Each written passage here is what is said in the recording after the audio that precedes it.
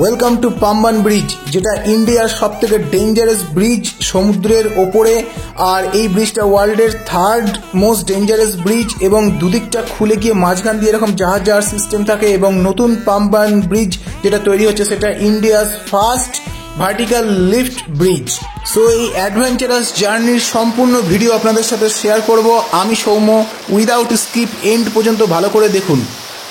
আমরা এখন চললাম রামেশ্বরম দ্বীপ থেকে ভারতবর্ষের মেন ভূখণ্ডের দিকে। রাত্রিবেলা যেহেতু এসেছিলাম এখানে, আসার সময়তে এসির মধ্যে থাকাতে আর রাতের জন্য কোনো কিছু দেখা যায়নি, কোনো কিছু বোঝা যায়নি, কিছু ফিল করতে পারিনি।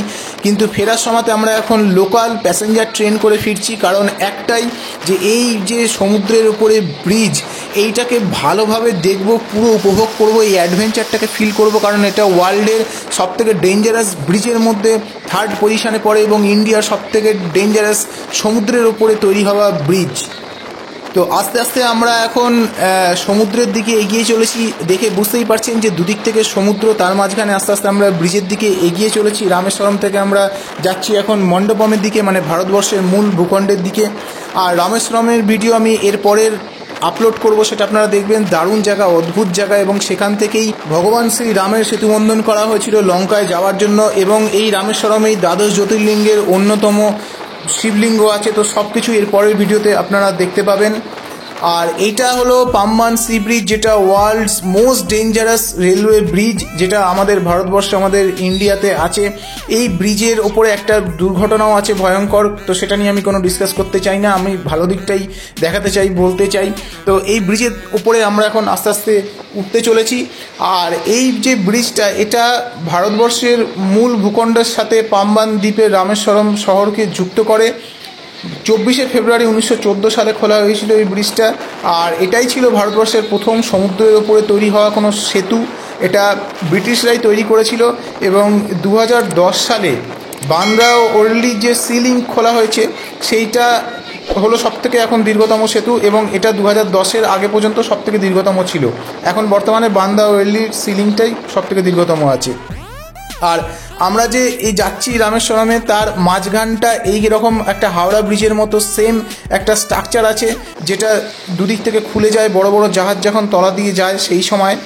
আর রেল সেতুটির বেশিরভাগ অংশ ওই কংক্রিটের ওপরে যে পিলার করা আছে, সেই পিলারের ওপরে সম্পূর্ণ এই রেল ব্রিজটা। এবং মাঝখানে যেটা বললাম যে দুদিক থেকে খুলে যায়, ডবল পাতার বেসফুল সেকশন রয়েছে, যেটা জাহাজ এবং বাণিজ্যবাহী যে জাহাজগুলো আছে, বড় জাহাজ, তাদেরকে যাওয়া আসার সময় সেটা খুলে যায় এবং তলা দিয়ে সেটা চলে যায়। আর এর মধ্যে পিলারের সংখ্যা আছে এই ব্রিজটাতে 144টা। আর এই ব্রিজের মোট দৈর্ঘ্য হচ্ছে গিয়ে 6776 ফুট, মানে এটা হচ্ছে 2.06 কিলোমিটার। এটা রামেশ্বরম তামিলনাড়ুতে অবস্থিত।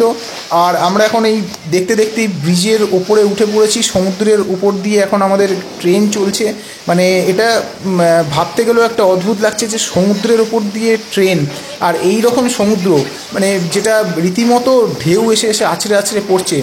আর এই ব্রিজটা, মানে আমরা গেছিলাম বহুদিন আগে, তখন 100 বছর পুরনো হয়ে গেছিলো। তো 100 বছর পুরনো এই ব্রিজ, আর এইখানে প্রচণ্ড পরিমাণে হাওয়ার সাউন্ডটা আমি কম করে দিয়েছি, নাহলে আমি মানে এডিট করার পরে আমি কিছু বললে আপনারা শুনতে পেতেন না, এত প্রচণ্ড পরিমাণে হাওয়ার বেগ। তো সেই ক্ষেত্রে আমি সেটা সাউন্ডটা কম করে নিয়েই আমি রেকর্ডিংটা করছি। আর এই যে ডান দিকে এই ব্রিজটা হচ্ছে গিয়ে রোড ওভার ব্রিজ। এইটা পরে করা হয়েছিল 1944 সালে এইটা করা হয়েছিল। এটা বাই রোড রামেশ্বরমকে ভারতবর্ষের সাথে যুক্ত করে।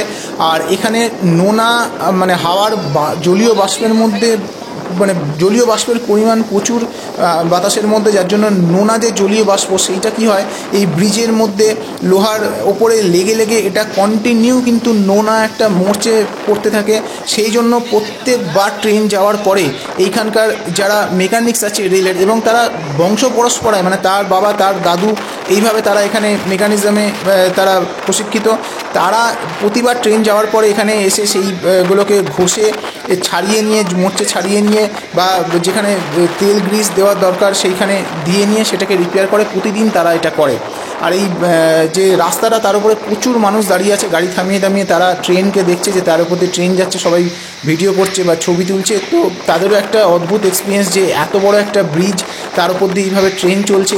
আর 2 কিলোমিটারের উপর একটা ব্রিজ মানে যে সে কথা না, সেটা হয়তো এরকমভাবে যে যাচ্ছি সেটাতে হয়তো বোঝা যাচ্ছে না।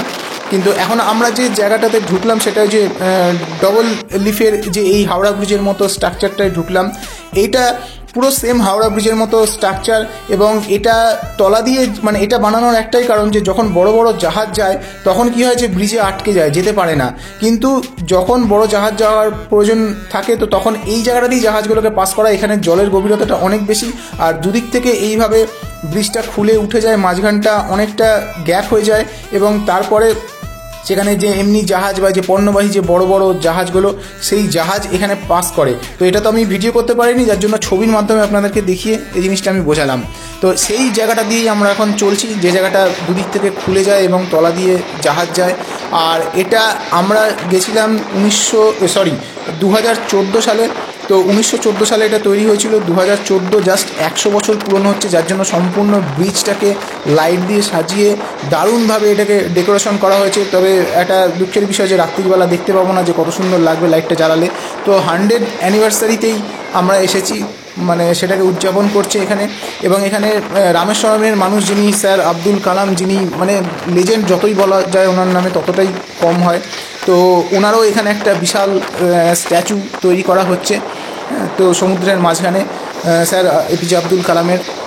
তো আপনারা নিচে দেখলে বুঝতে পারছেন যে কীরকম জলের স্রোত আর কীরকম জলের ঢেউ, এবং এখানে ঘূর্ণিঝড় এবং বিভিন্ন রকম ঝড় মানে মাঝে মাঝেই হতে থাকে। তো সেই জন্য খুবই ডেঞ্জারাস এর উপর দিয়ে ট্রেন যাওয়া। প্রচণ্ড জোরে হাওয়া আসতে গেলে কিন্তু ট্রেন নড়তে থাকে। আর এইটা ওপর থেকে তোলা ছবি, এতে বোঝা যাচ্ছে যে কতটা মানে বড় সেতু। এটা রিসেন্ট ছবি, তাই পাশে যে নতুন পাম্বান ব্রিজ তৈরি হচ্ছে সেইটার ছবি। এই যে পাশে এটা নতুন পাম্বান ব্রিজ তৈরি হচ্ছে, এটাও ইউনিক করেছে, কারণ পুরনো ব্রিজটা কিন্তু 23শে ডিসেম্বর 2022-এ বন্ধ করে দেওয়া হয়েছে। তারপরে নতুন পাম্বান সেতু, এটা ইন্ডিয়ান মেকানিক্সের দ্বারাই তৈরি, ইন্ডিয়ান ইঞ্জিনিয়ারের দ্বারা। আর এটা ইন্ডিয়ার প্রথম first vertical lift railway sea bridge, যেটা কি করে যে তলা দিয়ে যখন জাহাজ যাওয়ার দরকার লাগে তখন এইটাকে দুদিক থেকে এইভাবে তুলে উপর দিকে তুলে দেয় ব্রিজটাকে, এবং তলা দিয়ে জাহাজগুলো পাস করে, তারপরে কাজ মিটে গেলে আবার নামিয়ে দেয়। তো এটা একটা মানে অসাধারণ ইনক্রেডিবল যাকে বলে একটা মানে আবিষ্কার। আর প্রথম ইন্ডিয়াতে এরকম ভার্টিক্যাল লিফট ব্রিজ তৈরি করা হলো। নতুন সেতুটা 2020 সাল থেকে স্টার্ট করা হয়েছে তৈরি করা। এটা 250 কোটি টাকা এটার খরচ হবে করতে, এবং এটা খুব তাড়াতাড়ি তৈরি হয়ে যাবে। আর পুরনো ব্রিজটা যেটার উপর দিয়ে আমরা এখন যাচ্ছি সেটা বন্ধ করে দেওয়ার কারণ হলো যে সেতুতে বেসকুল যে সেকশনটি সেটা ক্ষয় হয়ে গেছিলো, তো সেটা ডেঞ্জারাস হয়ে যাচ্ছিলো তার উপর দিয়ে রেল যাতায়াত করা, সেই জন্য সেটাকে এখন বন্ধ করে দেওয়া হয়েছে। এই প্রচণ্ড হাওয়াতে হাতে ক্যামেরা নিয়ে ভিডিও করাটা খুবই টাফ, তাও আমি করছি আপনাদের জন্য। তো সবাইকে রিকোয়েস্ট করব, ভালো লাগলে প্লিজ লাইক করবেন, শেয়ার করবেন, চ্যানেলটাকে সাবস্ক্রাইব করুন। আমার চ্যানেলটা মেন ঘোরার উপরে, ভারতবর্ষের বহু জায়গার ভিডিও আমি আগেও দিয়েছি, ইন ফিউচারে বাকি জায়গার ভিডিও দেবো। তো ঘুরতে গেলে আপনাদের গাইড হবে, হেল্প হবে আশা করি। তো সবাইকে রিকোয়েস্ট করব যে প্লিজ চ্যানেলটাকে সাবস্ক্রাইব করুন, ভিডিও ভালো লাগলে লাইক করুন, শেয়ার করতে পারে, আর অবশ্যই কমেন্ট করে জানান যে কেমন লাগলো এই অদ্ভুত জার্নি।